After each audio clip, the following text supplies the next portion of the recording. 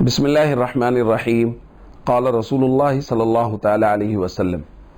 المؤمن الذي يخالط الناس ويصبر على اذاهم افضل من الذي لا يخالط الناس ولا يصبر على اذاهم۔ نبی کریم صلی اللہ علیہ وسلم نے ارشاد فرمایا، وہ مومن جو لوگوں کے ساتھ مل جل کے رہتا ہے، ان کے ساتھ ان کے معاملات میں شامل ہوتا ہے، ان کی خوشی غمی میں شریک ہوتا ہے، فرمایا وہ افضل ہے اس مومن سے جو لوگوں سے مل جل کے نہیں رہتا اور ان کی دی ہوئی تکلیفوں پر صبر بھی نہیں کرتا۔ یہ معاشرتی طور پہ بڑی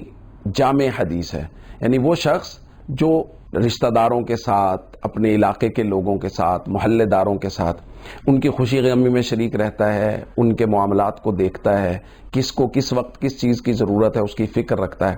اور کبھی ان کی طرف سے ظاہر تکلیف ہو، اور ہمیشہ ایسا ہوتا ہے، یہ یاد رکھیے، جب کوئی انسان لوگوں کے ساتھ مل جل کے رہے گا تو لوگوں کی طرف سے تکلیف تو پہنچ ہی جائے گی، وہ چاہ نہیں بھی رہے ہوں گے پھر بھی پہنچ جائے گی، تو اس دی ہوئی تکلیف پر وہ صبر کرتا ہے، وَيَصْبِرُ عَلَىٰ أَذَاهُمْ، ان کی دی ہوئی تکلیفوں پہ وہ صبر کرتا ہے۔ تو حضور نے فرمایا یہ مومن بہت افضل ہے اس مومن سے جو نہ تو لوگوں سے مل جل کے رہتا ہے، وہ 24 گھنٹے اپنا کنارہ کش ہو کے رہتا ہے، اپنی جگہ پہ رہتا ہے، اور نہ ہی ان کی دی ہوئی تکلیفوں پہ صبر کرتا ہے۔ تو اب یہاں دو باتیں ہو گئی، ایک یہ ہے کہ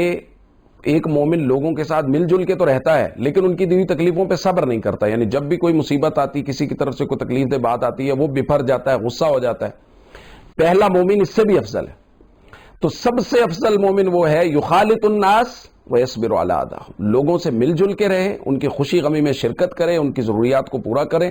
اور اگر کبھی کوئی تکلیف آ جائے تو اس پر وہ صبر کرے۔ ہمارے چینل درس حدیث پروڈکشن کو سبسکرائب کریں اور ہماری ویڈیوز کو لائک، شیئر اور کمنٹ ضرور دیں۔